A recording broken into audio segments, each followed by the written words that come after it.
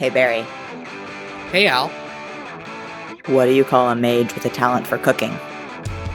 No idea. What? A sorcerer. It's time for Compelled Duel.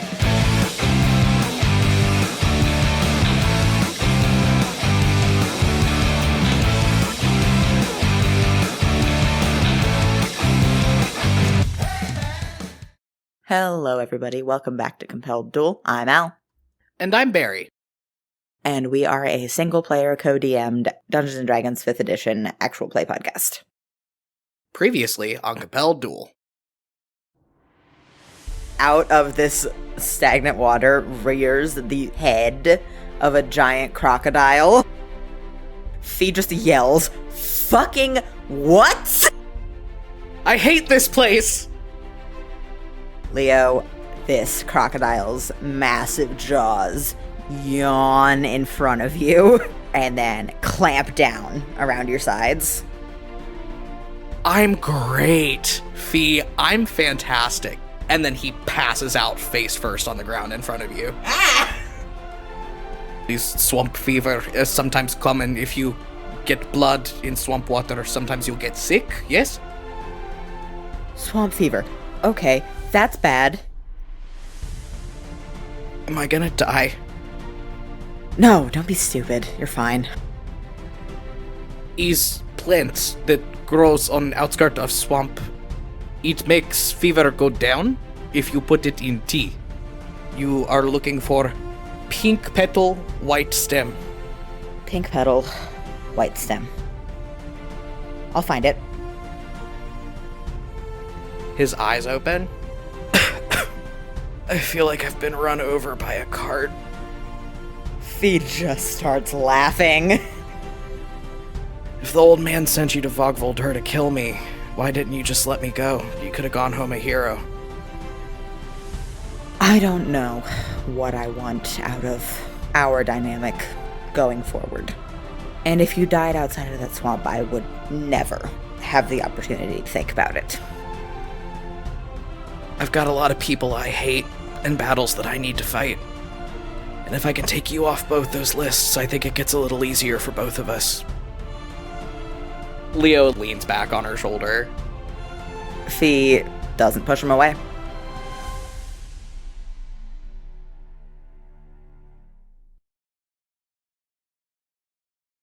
It's been, I would think, a few days of just riding on cuddles. Leo, you still don't feel great. Mechanically, what we've established is that Leo's strength modifier has been knocked down from +2 to -1 by this.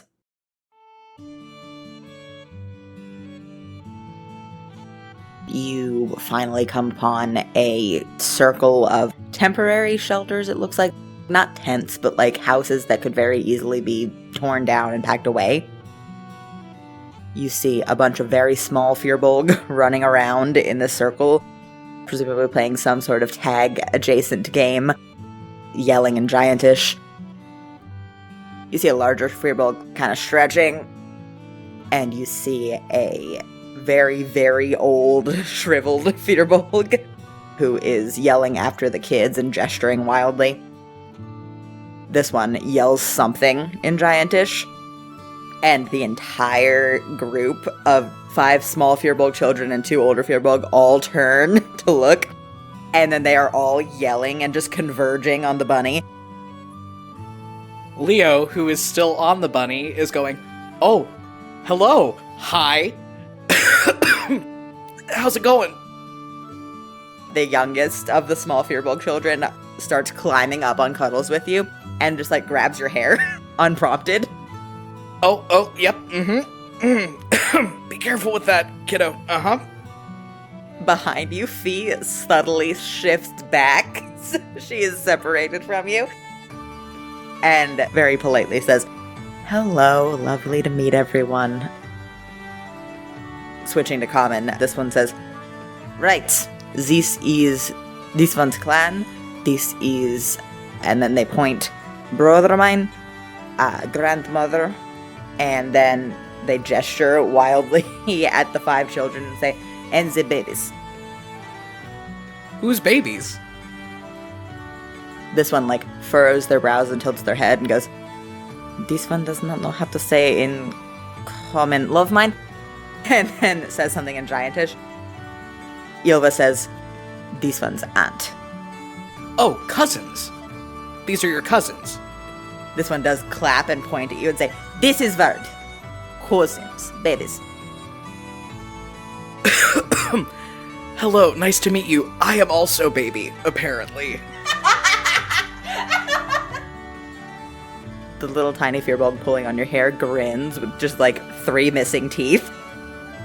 And then in heavily accented common, goes, "This one is," and then they hold up one hand, all 5 fingers out. This one is... I try to figure out how to make my hands do 130. This little Firbolg squints at you and says, "You are not." I mean, I don't want to be an asshole. Number 1, I'm tired. Number 2, I don't want to argue with a 5-year-old. Leo just shrugs. This one says, "Right, we go inside? Yes? Baby need rest is," and then they rattle off something in Giantish. Ylva leans over and says, "They say recovering from swamp fever." Leo just puts a thumbs up. Mm-hmm. Oh, God, fuck. Oh, do the babies know what fuck means in common? The little tiny baby sitting in front of you says, "What is this word? Fuck." Shit! Oh! Ah! Leo puts his head in his hands. The other 4 small children gathered around the bunny all also start yelling, "Fuck! Shit!" I turn around and look at Fee with tired desperation. Fee just sighs heavily and says, "We've been here 5 minutes and you already taught the babies swears." I'm doing my best out here. The grandmother of the Firbolg that you have been traveling with, as this one is like talking to her in Giantish, claps her hands and says, "Baby, rest!" Baby would love to rest, thank you. And then she says something in Giantish and bustles off. This one turns to you and says, "She makes soup. We get you in bed." Yeah, let's make bed happen. Bed sounds awesome. I need help getting off the bunny. Leo is still not really steady on his feet. He needs someone to even help him walk. I would think with losing that much muscle tone in that short of amount of time, he's probably not going to be able to be upright. Yeah, no, I think, like, you need to be carried everywhere. This one picks you up out of the saddle and says, "Love mine, put cuddles with the other bunnies." And then carries you off over to one of these temporary structures and just, like, dumps you in a bed. I trance immediately. You take your trance. I think you wake up and Fee is just, like, cleaning her nails, sitting next to the bed. Leo wakes up, hacks pitifully, and turns over to Fee. Damn, I was expecting to see my new fan club. Oh no, they're busy yelling swears at their grandmother. Are they really swearing if they don't know they're swearing? I don't think you can shake off the consequences of teaching small children the word fuck that easy. I was saying worse at their age, but at least I had the old man to blame for that. Fee attempts a laugh, and it's a little bit hysterical. Yeah, lots of things to blame him for. I mean, I'm not going to disagree, but that seems kind of like a new sentiment coming from you. Fee makes eye contact with you for just a second, and she looks a little bit alarmed, and she opens her mouth to say something. At that moment, the door just slams open, and this shriveled, shrunken gray Firbolg woman bustles in. She is holding a tray with a little mug of juice on it, and a big bowl. And she bustles over, gives you this big smile. She has no teeth. She looks like she's thinking for a second, and then in, like, laborious comment, you can tell this woman does not speak common at all. She is doing her best. She says, "Baby, soup. Baby, rest. Get strong." Yes, baby, eat. Thank you. Looks good. This old Firbolg woman just smiles. She reaches out one big Firbolg hand and just pats you on the head. Oh, yeah, thank you. I eat my soup so I can get strong. You take a couple of bites and she nods in satisfaction and leaves. I do think she pauses in the doorway and points at Fee and says, "Baby also eats." Like, very sternly, and Fee just, like, puts her hands up and goes, "Yes, soon." And then this old fearful woman just nods and then leaves. Hey, real talk, I really like this one's grandma. She seems nice. This is the 4th time she's tried to make me eat today. I can't do it, man. Leo laughs and takes another bite of soup. Okay, so anyway, you were saying something about coming to Vogveldur on your own. I'm guessing that there's some baggage associated with that, given the constipated look you're giving me. Fee grimaces and just goes, like, back to cleaning her nails and goes, "No idea what you're talking about." Fee, listen, I almost died a couple days ago, and you did save my life, and I'm super grateful for that. I don't have the brain power to deal with bullshit right now, so if you could cut the obfuscation, that would be amazing. He gives you just the dirtiest look. You're guilt-tripping me with your near-death experience? Really? No, see, if I were guilt-tripping you, I would be telling you about the seemingly endless expanses of time that I spent wasting away and languishing in fever dreams, praying for death to come and take me. But really, all I want is for you to tell me what's going on so I can have an accurate picture of the situation, given that we're practicing this whole not hating each other's guts thing. It's more of like a common courtesy, don't you think? Fee takes a very deep breath and says, "You know, it's saying punchable stuff like that that makes this whole not hating your guts thing really difficult for me to practice." Leo takes a very smug sip of his soup and goes, "You can't hit me, I'm a baby. And I'm sick. Do you want our new hosts to know you as the girl who punched the sick baby?" You are 10 years older than me, you piece of shit. Leo just grins at her.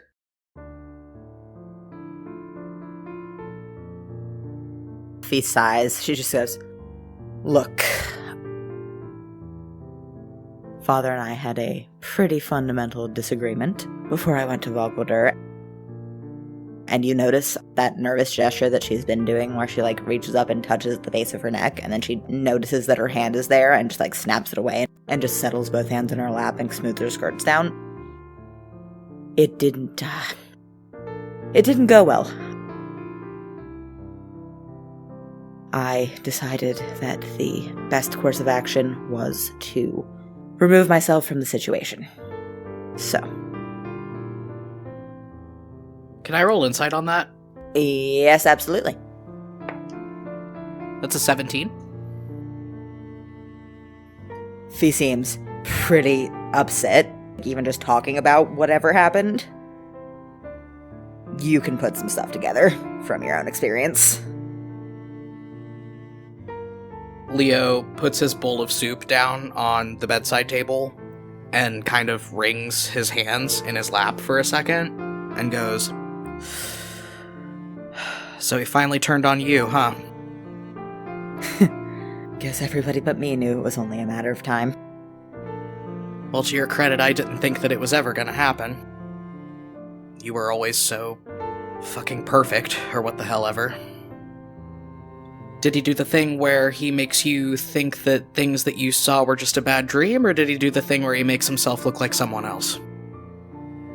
Fee fully flinches.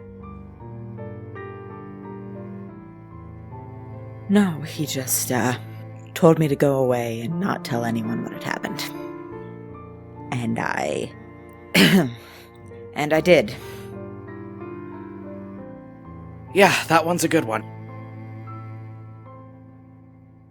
Did you know he was lying about my mother? He was what? Yeah, the whole time. Everything. She was younger than I am when I was born, and he paid her off to leave. If I wanted to, I could find out exactly what I'm worth in gold pieces.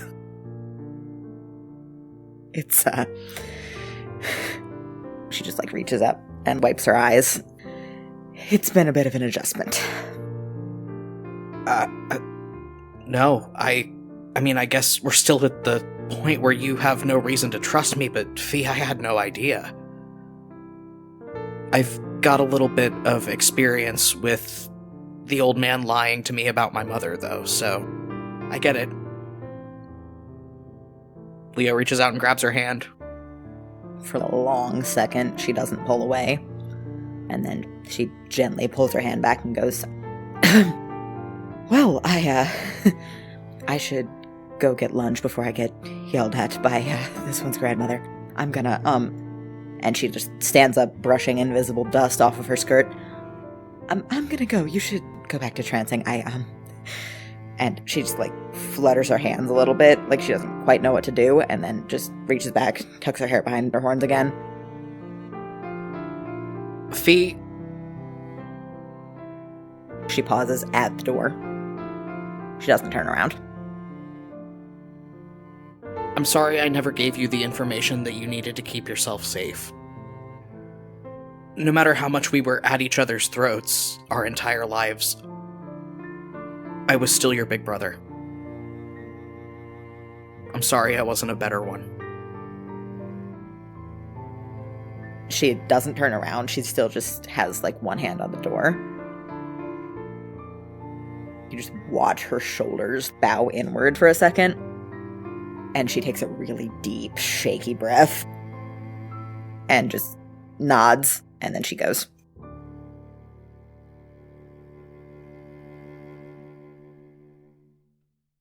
It becomes increasingly obvious over the next couple days that Leo's path to recovery is going to be a pretty long and gnarly one. He's still not able to get up out of bed. He is trancing through most of the day. He is getting better, but it's going to take a little while. Fee, this conclusion is a little bit maddening for you to come to because you cannot be in this house for more than an hour without this one's grandma trying to shove food down your throat. And while she is a very sweet old lady, it does grind on your nerves a little bit. So I would assume that you're probably finding ways to be out of the house while Leo is knocked out.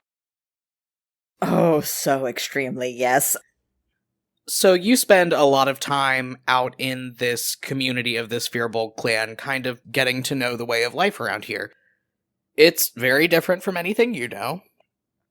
It's a lot of people kind of working together to subsist and to live. You can tell that these folks are nomadic, that they are able to pack up everything and go at a moment's notice.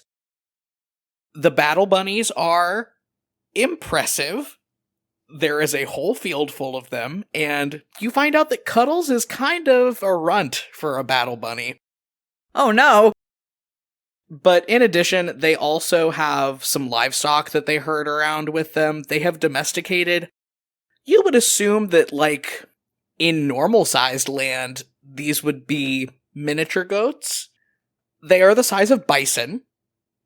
They also have domesticated land-bound hummingbirds with clipped wings that are the size of wild turkeys, roughly, and just kind of hop along the ground.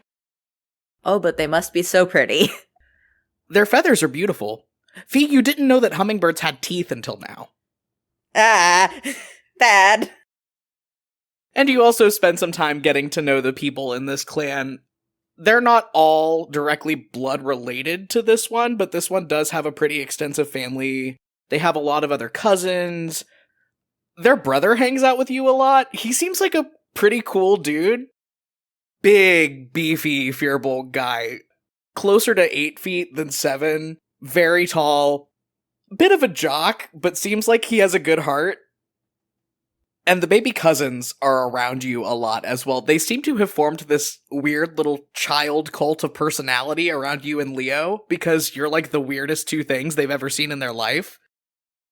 They just kind of follow you, even when you don't expect. You turn around and they're there, hiding behind a tent or a bush, just watching. There are so many of them. This is highly uncomfortable for Fee. The most experience Fee has with children is Lorelei Shakrana. Yeah, the oldest of the baby cousins is probably not even 10. Oh no. I don't think Fee has ever been around more than one child in a personal sense. She is now. Because Leo is sleeping for most of the day, they tend to follow you because they can't engage with Leo because their grandmother chases them out of the house with a big wooden spoon every time they try. So you've been here about a week. I think you are moving your way through the camp trying to lose your fan club somehow. And you come upon this one's brother and a couple of his bros out in a field with some really big rocks, like boulders. And these guys are just picking up the rocks and throwing them as hard and far as they can, for no apparent reason. You note that they have a couple sticks stuck in the ground to mark off certain distances, and they're just going at it. There's some, what sounds like gym banter in Giantish going around. Okay, yeah. She's been friends with Fen for too long. She speaks Jock. She sidles her way over and says, still in like kind of uncertain common. I think we've established Fee is fluent in common, but she has spoken it more in the last 3 weeks than she has ever in her life. Yeah, idioms are bad for you, and your accent is terrible, but you're proficient. Slowly, she says, "Can I ask why we're throwing things?"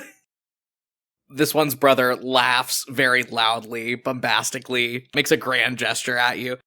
He says, "We train for, and he rattles off this really long, complicated sounding stretch of words in Giantish, and then nods pensively and says, "In common is, you could say, the games." Right. Yes. Got it. What games are... Explain the games? Is this the game? You're throwing things in a field? This is one of the games. Once a year, many clans from all over Oscaea will meet at the great tree, is big tree in middle of Oscaea. And there are games, and there is storytelling, and there is funnel cake. It's great time, and if you win, you get nice prize. What the hell is a funnel cake? Is, how to say in common. And then from next to him, you hear this grunt, and you move over to the side, and Ylva is there. She is trying to pick up a rock. Ylva doesn't have a great strength modifier. You see her kind of grunt and push this rock a little bit, and then curse in Giantish, cast Shillelagh on her staff, and just hockey swing this rock all the way across the field. Yeah! This one's brother goes, "This is cheating." Ylva goes, "You sound like sore loser." Alright, interesting. And then Fee tilts her head, she's like thinking for a second, she goes, "When you say there's a prize, this prize wouldn't happen to be an amount of money that one could rent out a ship for?" This one's brother squints and says, "Why would money be prize?" Yeah, that's fair. Wishful thinking. No, so winner from previous games offers a prize for next year. So last year, winner was Katya of Clan Mistfoot, she who rode the snapping turtle. She has boat. Perhaps boat is involved in prize. This one does not know. Right. Fee, like, leans around him to look at Ylva and says, "Any relation?" Ylva blinks and says, "Ah, yes, Katya is my cousin. She does have a boat. It comes to my mind now that perhaps I should have mentioned this." That would have been really helpful when we were on the mountain talking about how we needed to catch a boat to... You know what? It's fine. You're doing your best. I appreciate all of your help.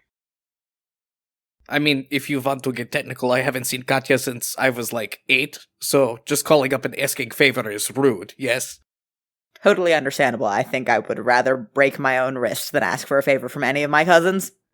Ilva gestures at you and says, yes, see, you understand. But if you were to compete in games, or perhaps if Love Mine and I were to win, we could give you our prize. Get you a favor from Katya, yes? Yes, that would be helpful. We've already been away for a while. And my life would be a lot easier if I had a sending spell. And she just kind of looks up at the sky and she says, I'm just putting that out into the universe. My life would just be way easier with a sending spell. Why do you ask the sky for spells? It's so complicated. This one's brother goes, this one needs no spells, and picks up a rock and hurls it. He turns to Ilva, completely ignoring that. No, really, is this what the games is? Because I don't, all due respect to you and your wife, I don't think any of the four of us can do that. This is one of the contests. There are 6 main ones. Is also recollection of deeds, where you tell story of your great deed within the past year. Is feats of nimbleness, where you prove how dexterous you are. Winning the games requires broad skill set, yes? Understood. And then Fee says, I assume this isn't gonna really help me, and kind of snaps her fingers and makes lightning. Can you use lightning to throw rock? I haven't tried it. This one's brother again yells, this is cheating! And also apparently it's cheating. Ilva winks at you. Fortunately for us, his opinion is not the one that matters. He yells something at Ilva in Giantish. He says, well, in that case. And then she's gonna walk up to one of the boulders and cast a 4th level Thunder Wave. Okay, well, the rock is a rock, so it can't save. The rock can't do a con save? Perhaps Dwayne Johnson could. This rock cannot. You just unload your highest level spell into this Thunder Wave and fucking launch this rock. It goes way beyond any of the rocks that this one's brother or any of his bros have thrown. You hear all of them kind of muttering in Giantish to themselves as your rock just goes airborne and flies past the furthest distance marker and skids to the ground. Fee turns back to them, bobs a little curtsy, says, boys. You get the sense that Ilva and her brother-in-law have a little bit of healthy competition going on, because she digs him in the ribs with her elbow pretty hard as you guys pass him and goes, how does it feel to be beat by baby? And then... and then walks you back into the camp. A couple weeks pass pretty much like that. Leo, you get a lot of sleep. You eat a lot of soup. One day you are sitting outside on the ground and all of this one's little cousins are just sitting around you in a circle. They are just watching attentively. Leo is sitting in front of all of them with his fingers steepled in front of him and a big shit-eating grin, and he goes, hello, my friends. Okay, so we're gonna do our common lesson today. Are we ready? In unison, all 5 of these very small children say, we are ready. Very good job. Okay, so today's word of the day is, and it's all one word, son of a bitch.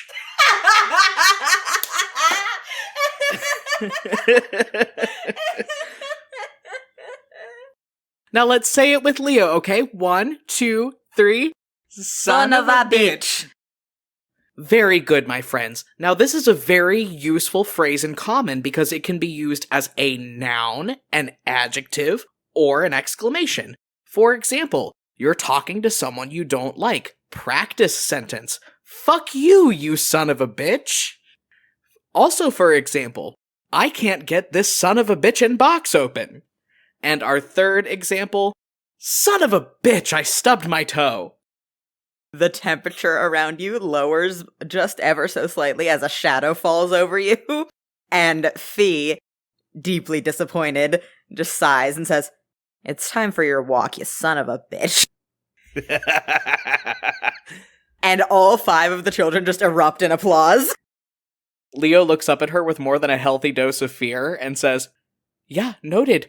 Okay, my friends, when I get back, we're gonna learn about damn it, okay? Enthusiastically, all of the kids repeat, "Damn it!" Great job, everybody. I'll see you in a little bit. The kids all run off. Fee takes a very deep breath and says, "If those children's grandmother knew swear words in common, you would be a dead man right now." It's actually amazing how little regard I have for my own life after almost losing it to swamp fever. So can we just go on the walk, or... Listen, Fee, let me have this win. These are the first people that have really liked me in a while. She sighs oh so deeply and then just grabs you by the elbow and hoists you to your feet. Leo's a little more mobile now. He's been eating a lot of soup. He's been resting a lot. He's still not able to fully stand on his own 2 feet and move around yet. He needs someone to walk with him to make sure he doesn't faceplant into the dirt. I guess, unfortunately, that's just Fee's job today. I feel like Fee does that most days. I feel like it's something that she didn't necessarily volunteer for, but, like, she's your sister, she's stuck with you. You just take her elbow and she starts leading you on a couple laps of the camp. You know, I never would have thought about myself as a kid person before, but I really think I have a gift for this. Yes, a gift for corrupting the innocent minds of children. Runs in the family. She just winces. She goes, "Ooh, too soon."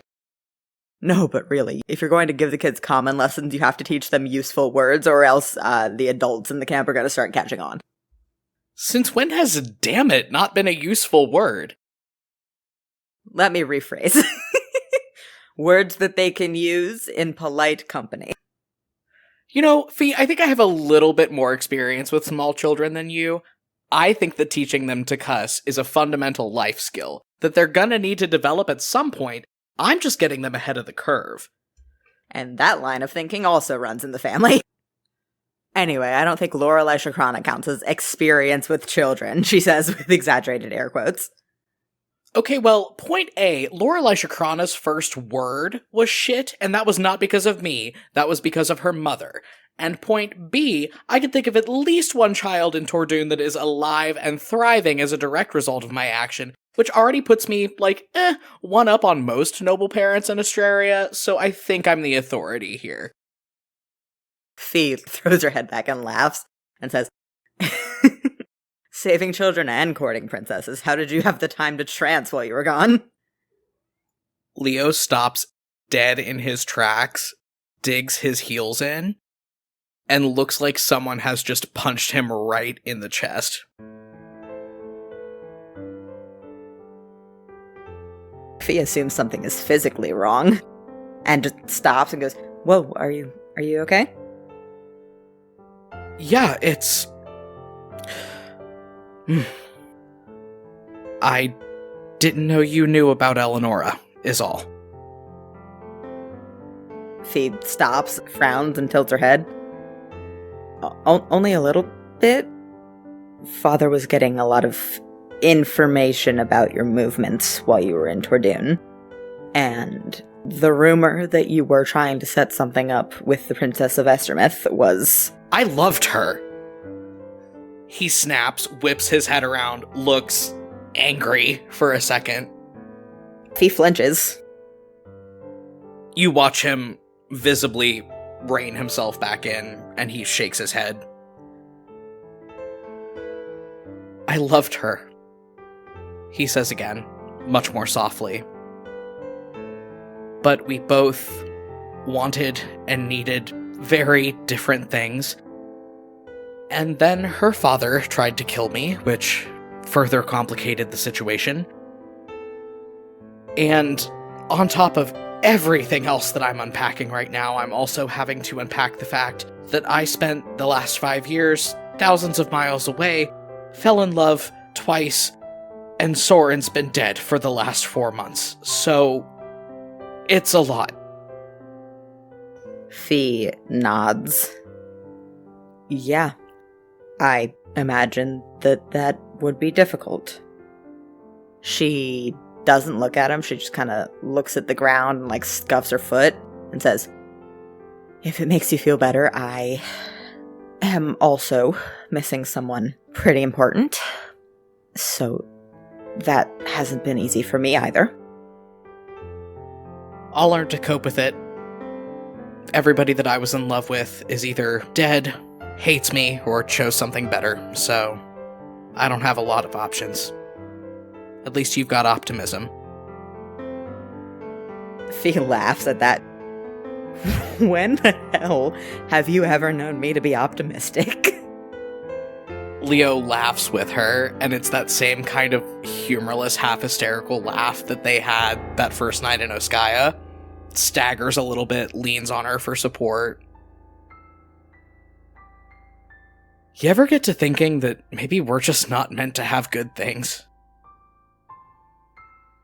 Fee grimaces, and she says, "Every day of my life. Let's keep walking." And how? Best advice in my life I ever got was when all the shitty things in your life come after you, you keep moving forward so you don't give them the satisfaction. He takes a couple more steps, looks raw, but then noticeably puts himself back together, and you guys finish taking your walk.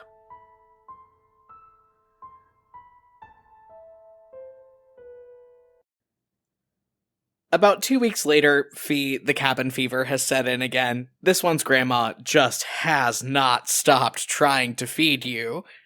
And while the gesture is appreciated, it's a little much. You find yourself hanging out with this one's brother again. This one and Ilva seem to be off doing a lot of stuff on their own, kind of scouting around the area to make sure that there's nothing threatening the clan. You are standing up on a small hill overlooking a lowland pasture-type area where all of the quote-unquote miniature goats that are the size of bison are grazing, and a few of the land-bound giant hummingbirds. And this one's brother leans over to you and goes, "Firora, you do this one favor, yes?" Depends what the favor is. This one needs to train. Games are in less than a month. This one wants to win. You watch the animals. It's easy. You hang out. You maybe take nap. You tell no one about this. So basically, I do your job. What's in it for me? He looks pensive for a moment. This man is 2 full feet taller than you almost. Folds his big, muscly arms over his chest and nods and goes, "You wish to compete in games, yes?" Yes, we've established that. You'll come to leg day. This one help you. I'll have you know my legs are just fine. Roll persuasion. 23. You, flex your calves in your mage's armor. He nods, reaches into his loose linen shirt and pulls out a flask and goes, "This one has booze." That'll do it. Hand it over. So he hands you the flask, and then he hands you the big quarterstaff he has in his hands and goes, "Watch out for hawk." Hawk? Hawks? The hawks, they take the hummingbirds sometimes. Rah! And he makes a motion like an upward claw grab of a bird of prey picking up a hummingbird. Oh. All right. Sure. Interesting. He takes a long swig from the flask. What should I do if a hawk tries to grab a hummingbird?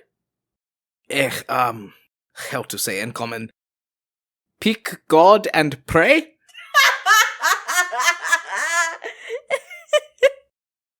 He takes another swig out of the glass, goes, "Got it, yep, Enjoy your rocks."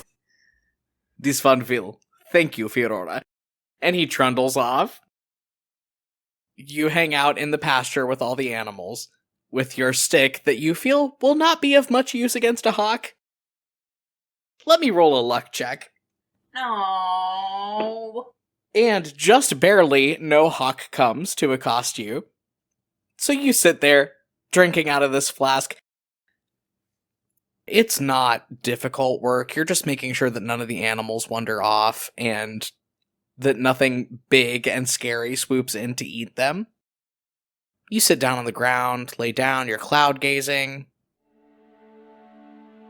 The sky gets overcast very quickly, about 2 hours into your work. And in the distance, you hear this very foreboding roll of thunder as the sky over your head starts to go gray and purple and dark bruise-like green. Fee gathers her cape into her lap and pulls out the orb that she got from her biological mother and just kind of nestles it in the folds of the cape. And I think she just keeps watching the clouds. So for that, I want you to roll me a religion check. 22. As you are sitting there watching the clouds and the sky and holding your cape and the orb in your lap, you start to notice that the shifting colors of the storm clouds overhead are syncing up with your cape and the orb. The thunder gets louder and the sky gets darker. You start to see cloud-to-cloud lightning going off within this system of storm clouds overhead, lighting up the dim sky, flashing down on the animals below. Some of the goats start to look a little uneasy. The hummingbirds start to look a little uneasy as they're hopping around on the ground. And then something really weird happens.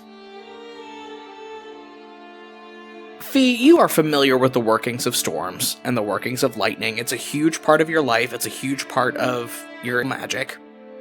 Something not natural happens. And I need you to roll me another religion check.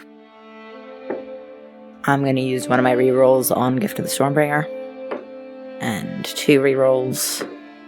And a third one. So my highest roll was a 17. I will start off by telling you that this is not a level up event. This is a warning. As you are sitting there with your cape and the orb in your lap, watching the sky overhead churn and flash with thunder and lightning, you see the clouds start to warp in a way that doesn't make sense. The wind picks up around you, blowing back your hair from your face and ruffling the hem of the cape, but it doesn't pick up in such a way that would allow the clouds to morph in the way they do. Over your head, you see these storm clouds start to shift and move, and very clearly coalesce into the shape of a great ship with 3 big masts and billowing sails, extremely detailed. The wind picks up again, blows your hair back again, another giant crack of thunder comes down from the sky, rattles your lungs in your ribs, and the clouds shift and morph into a tall tower and the echo of a beam of light, and above you, you see the silhouette of a lighthouse. And the clouds shift again. Another boom of thunder roars throughout this valley, and the clouds move into the shape of a downward pointed sword. Another huge rumble of thunder rings out through the pasture. The clouds shift again. You can't really tell what it is this time. Vaguely, it looks to be some sort of large, winged creature, but the edges of the clouds aren't as defined as they were in the visions before. With one final boom of thunder, the clouds shift one last time, but the outline of the shape is so blurry and vague that you are not able to tell what you are being shown. A few more seconds pass, another couple white-hot bolts of cloud-to-cloud lightning ring out through the sky, and then the sun comes out, and the clouds retreat. A few seconds after all of this happens, It's like there was never any foul weather at all.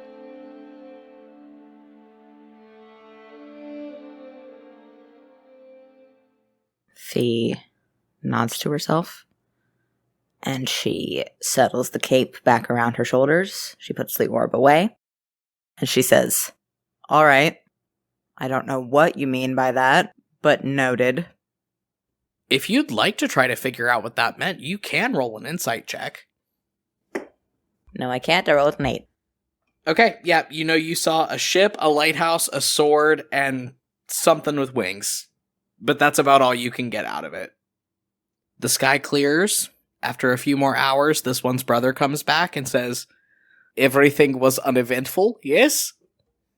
Yes, completely uneventful. Nothing happened at all. This is good. He takes his flask back and takes the staff back from you and sits back down and starts watching all the animals again.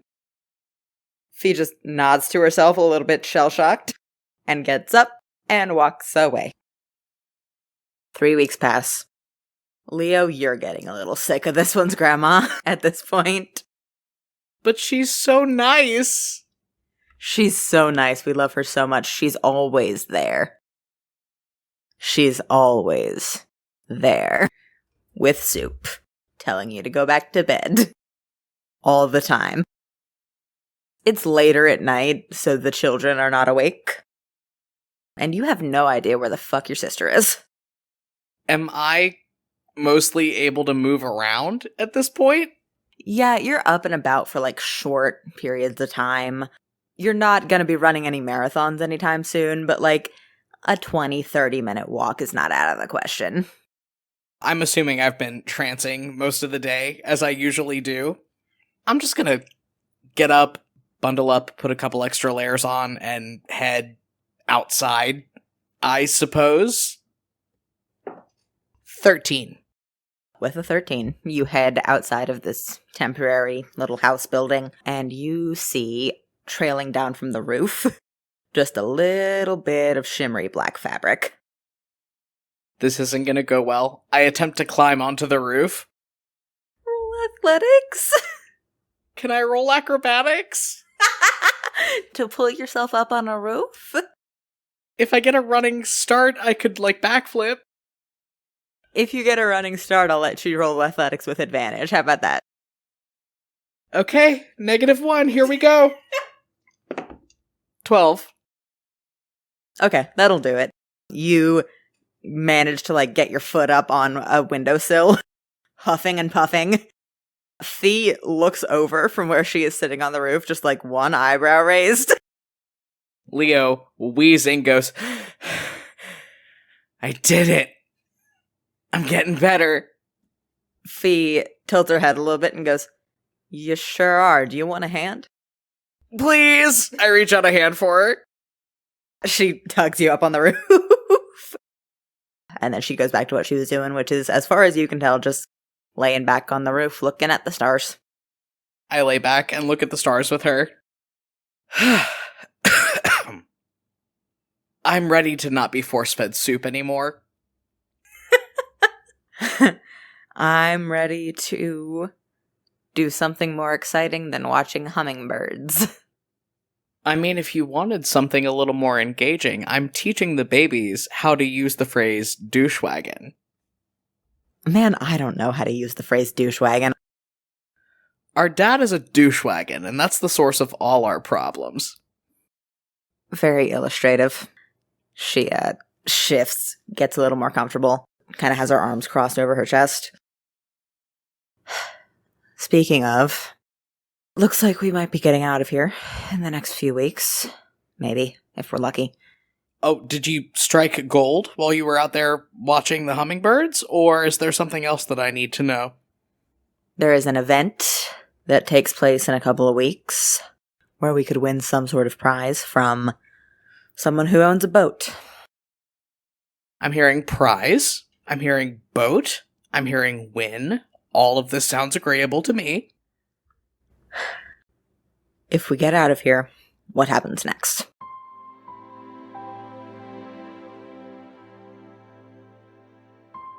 Leo freezes for a long stretch of time, but then eventually says, I guess we find a boat, we get out of here, we head back to Gimtarum, we see who and what are left, and then we decide what both of us want going forward. Which is new.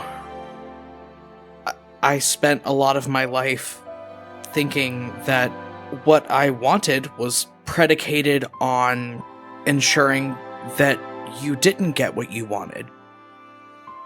But now that I know that that's not the case, we're gonna have to figure that out, right? I don't think I know what I want. I've never been given the opportunity to figure it out. I want to do some good, I suppose, to make things better for people. I want answers. And she sits up and, like, makes a gesture with her hands like she's trying to put something together. I want enough of the truth. And I want to be as far as possible from Father while I am figuring out what I want, but unfortunately, I promised Kalessa that a few very particular people were going to burn. So. Leo takes all of this in, nods, and after a long pause says, 5 years ago, back when all of this started, all I wanted was my birthright. And all I wanted was what I thought I was due. But in the past few years, in the past few months, I have learned that the things I wanted have contributed to the hurt and the pain and the death of a lot of people. Including my mother. Including Soren. So I don't think I want that anymore. Whatever's going on with our family, with our country, with the entire world as we know it, I want to make it so that that kind of hurt and pain and death can never happen again. So if you're looking for a concrete plan for what our next steps are, I don't have it. But it sounds like we agree on the fundamentals, at least. And I don't think it's too far of a stretch to say that if the old man goes down in the pursuit of us both getting what we want, that it wouldn't be such a bad thing. Fee clenches a fist in her skirt and tilts her head one way and then the other. No, I don't suppose it would. Leo just throws his head back and cackles. Oh, I'll tell you about this later, but it's not like the old man doesn't have a history of fucking over his own family to get what he wants. I'm tired as hell. Let's go to bed. Yeah, I'm exhausted. Fee, can you take me down from the roof? I may have overestimated my abilities. Fee pauses, I think shuffles to the edge of the roof, tilts her head a little bit, like fake thoughtfully, and says, nah, you can jump. And then she hops down off the roof. Or I can sleep up here, I guess. Good night. There is a loud, beleaguered sigh from the ground, and then one of Fee's hands reaches up over the roof. I take it and I jump down. A few more days go by. You notice, Fee, that the entire clan is starting to pack up camp, as it were. All of these portable-looking houses are being collapsed in on themselves. loaded onto wagons, hitched up to battle bunnies, ready to move up the road. Everybody seems really excited. There's a lot of talk that you get through translation from Ylva and this one about people being excited to go to the games, about people seeing family members, seeing friends that they haven't seen in at least the last year. And everybody starts getting ready to go. You and Leo are both told a couple days out from when everybody's headed up the road that you're leaving. Yeah, so everybody does the last bit of packing up. I think, Leo, this one leads you and Fee over to a small battle bunny and says, "Okay, we teach you to ride the bunny so we can make speed across the land to get to the games. Yes?" Yeah, sure. Battle Bunny. Love that. Is harder to ride bunny that is not Cuddles. Cuddles is ridden all the time and is controlled by me all the time. They pat the nose of this large bunny and say, "Is a little harder to keep rein of bunny. Yes?" This is Snuggles. And then Snuggles shakes its giant head. Its ears make these horrible, big woof, woof, woof noises as they go through the air. This one holds out a large piece of hay to it, and this bunny's mouth just opens with those horrible, horrible hand-length teeth and just chomps down. And this one says, "You have to be very patient with the bunny." Hey, Snuggles. Hey, buddy. I would like to try to pet the bunny. Roll animal handling. 14. Okay, you pet the bunny. It looks a little bit irritable. This one says, "This is good. Now get on." Okay, this is very fast. Fee, do you want to get on the bunny first?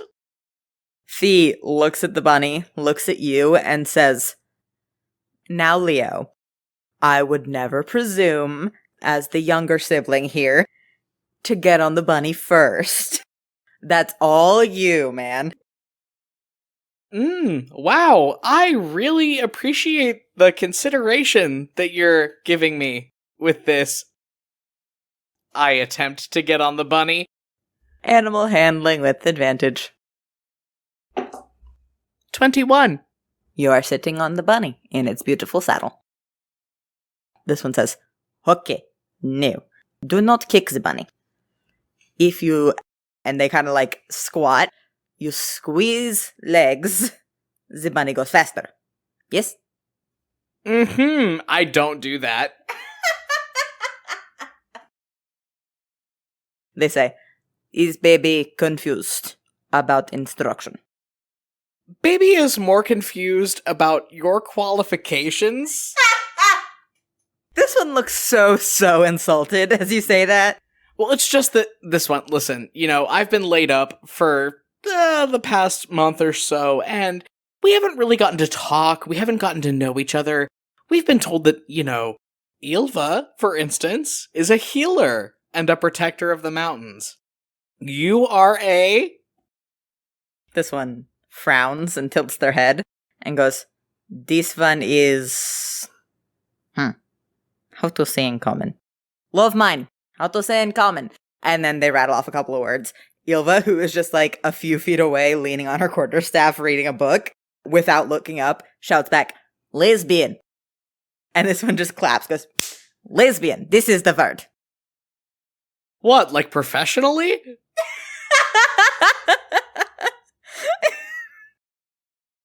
This one frowns and says, "This one does not know this word. Professionally." Ylva rattled off a couple words in Giantish.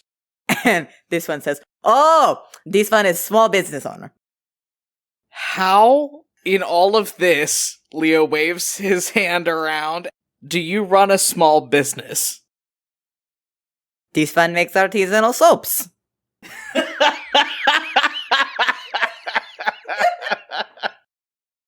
Soaps! From the ground, Fee repeats, soaps. And this one says, yes. They pull a bag off of Cuddles, and then they open it, and it is indeed full of soap. This one trades at the games.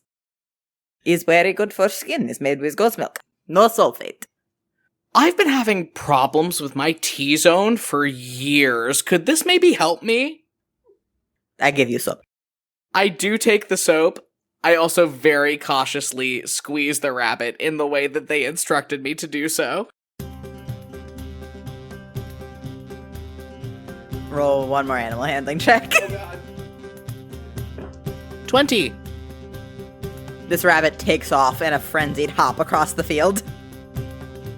Oh! It just starts doing a lap.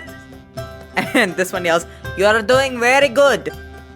You ride bunny like how you said, professional. Fee!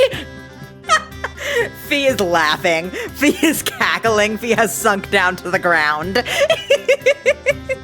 Fee is in the grass laughing. Nothing to say about the situation. Our camera zooms out from this field where Leo is being taken on a merry jaunt by a bunny. And that is where we're going to end this week.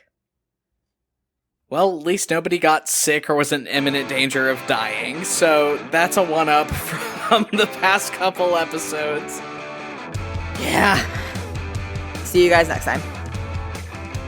On Compelled Duel.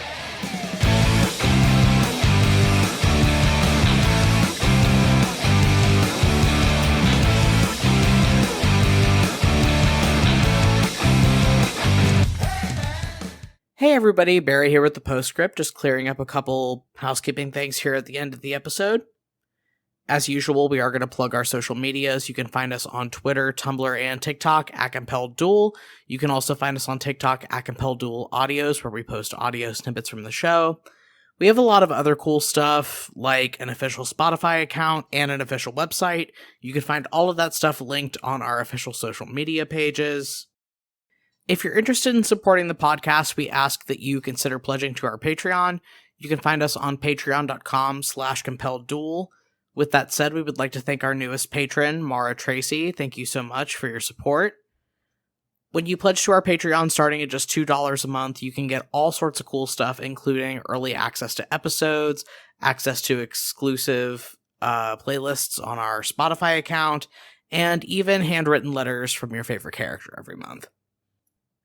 And if you're interested in supporting the podcast in ways other than pledging to the Patreon, we ask that you consider leaving us a rating and a review on Apple Podcasts. That helps us get promoted to a wider listener base.